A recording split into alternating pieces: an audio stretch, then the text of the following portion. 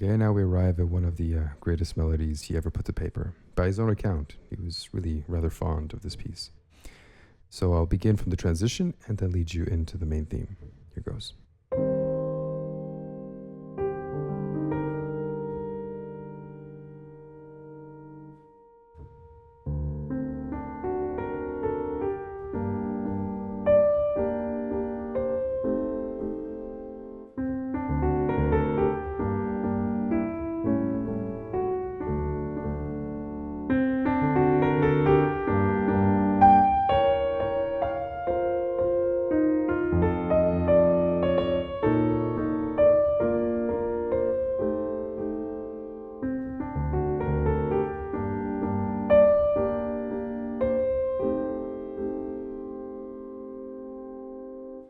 All right, so let's jump into it. So you know that we're here, we did this, we do all of that, lift the pedal, isolating just the B flat, and then the theme begins. So we have a single D in the bottom of the left, and then the melody in the right. The fingering in the right hand, you have some options here. I'll give you all of them, and you can choose whatever works for you. What's generally written into the music, I've gone through a few editions, and generally here is what's recommended. 1, 2, 3 to 5. And all of these notes kind of layered on top of one another, right? It's not like, one, stops when the other begins. It's really like a layer cake all the way up till here. Once you're at the top, 5. The pedal's going to help you if you use the pedal. Then 5 shifts down to A, and then 4 to finish, leaving you then with 2 of these, 2 and 1. So that's the standard way. 1, 2, 3, 5. Scooch down, 5 to 4. And with the pedal, that works quite well.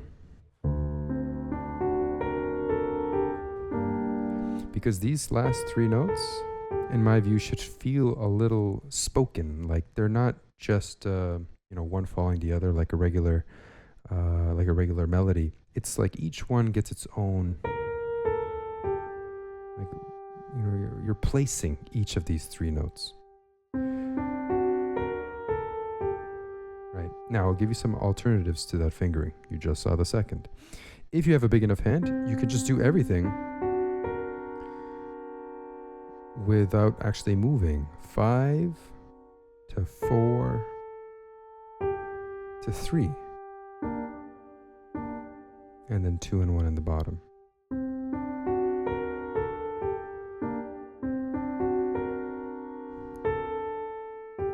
But obviously that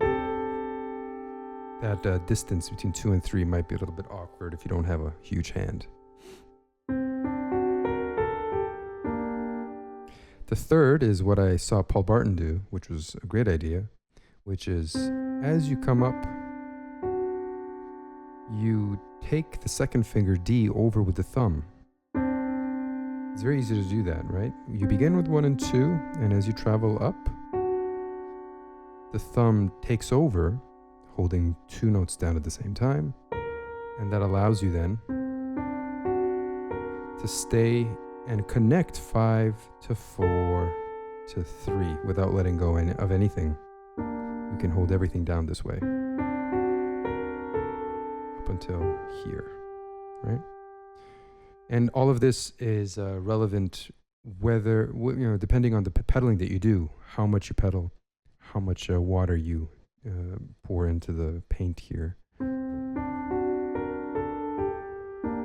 Let me give one shout out. I don't know if shout out is really the right word for this, but the one performance of this piece that I really like is from this fella called Raoul von Koszalski.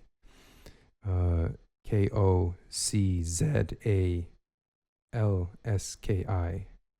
That's right, Koszalski.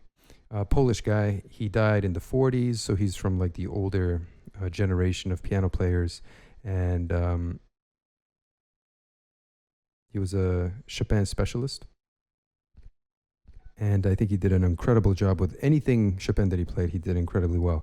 The only thing is that his style is a little bit more flippant than today's pianists, which, you know, it comes across a little bit not so serious. But man, the way that he phrases things is unlike anybody else. He has the most serene and perfect control of the aristocratic and restrained rubato that is required in Chopin.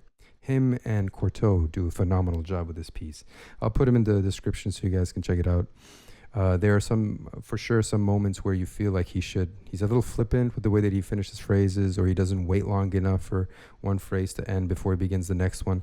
But man, when he's in it, when he's in the pocket, especially when he introduces this theme, for my money, it's the best performance of this ballade that exists that I've heard. So, Roel von Koszalski. Anyway, back to this. So, whatever you choose to do, I sometimes waver. I do one fingering in one instance and another in another instance, depending on how quickly I want them to play, and you can kind of choose that for yourself. But those three fingerings are the ones to choose from, I think.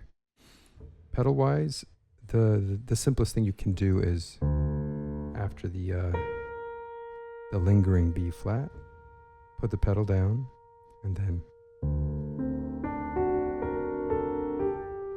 as you finish off, end on a G, the pedal lifts, and then you can re-pedal the entrance of the G minor chord. So pedal, change, like that, right? And that should about do it. This is probably one of the more difficult elements musically to phrase just right. So you can take your time with this, experiment with it, and find what you like. Yeah, find what you like. All right, moving on. Right.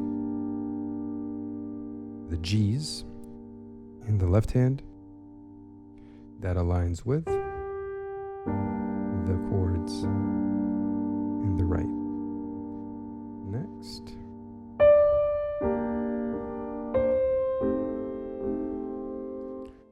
In the left hand, we have 2 B flats, followed by 2 A's. Use a simple fingering 2, 2, 3, 3. In the right hand, the melody up here resolves. And make sure that there is a resolution there, right? It feels like you go from D tapering to C. Don't make them feel like two separate islands of stuff where each one of them kind of stands individually. Make them feel connected. Yeah.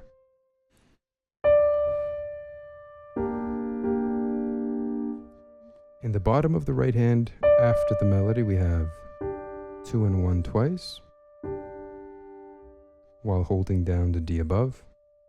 Connect, resolve, or I shouldn't say resolve, but rather just connect into the next harmony, half diminished, and then we have 1 and 2.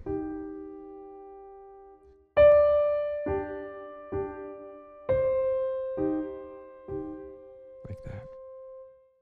And each one of those doubled chords aligns with the left hand. Together, together, 4.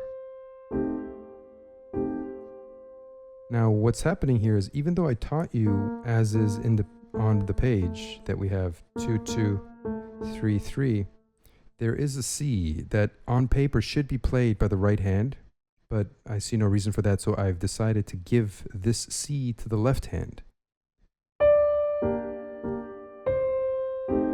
So you end up with this. Very simple. So 2 of these then. 3 and 1. Playing together with the 1 and 2 of the right hand.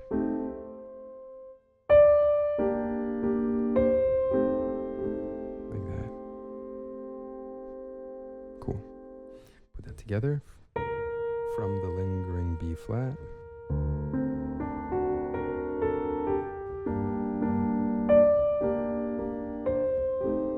It's almost like a question.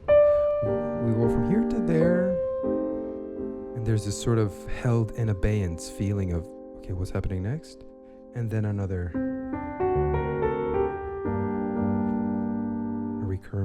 recurring theme that comes back. So every time the theme finishes, you go somewhere else, kind of sit and float wherever you end up, in this case, in half diminished, before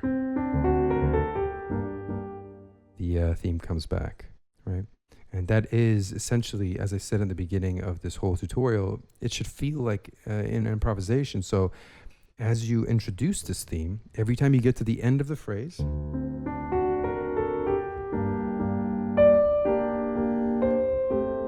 there should be a feeling of you don't know what's happening next.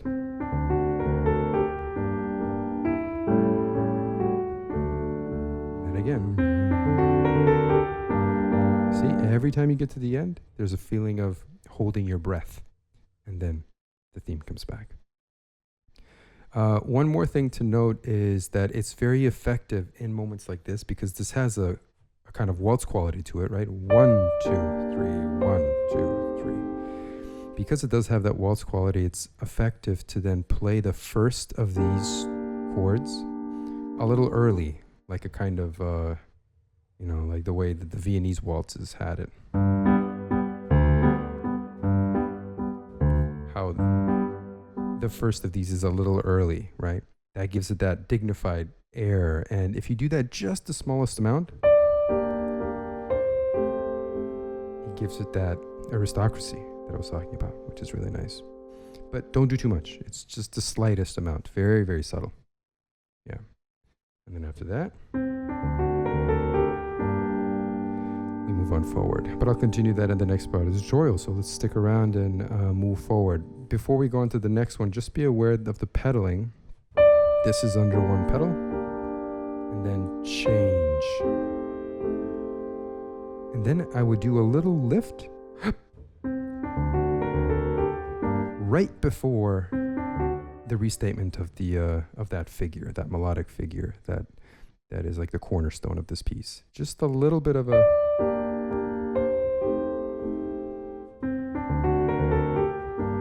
that little bit of silence really drives home the point that we're kind of holding our breath there, yeah, and it creates a little bit more drama, let's call it, yeah. All right, moving on forward. I'll see you in just a little bit. Let's continue forward.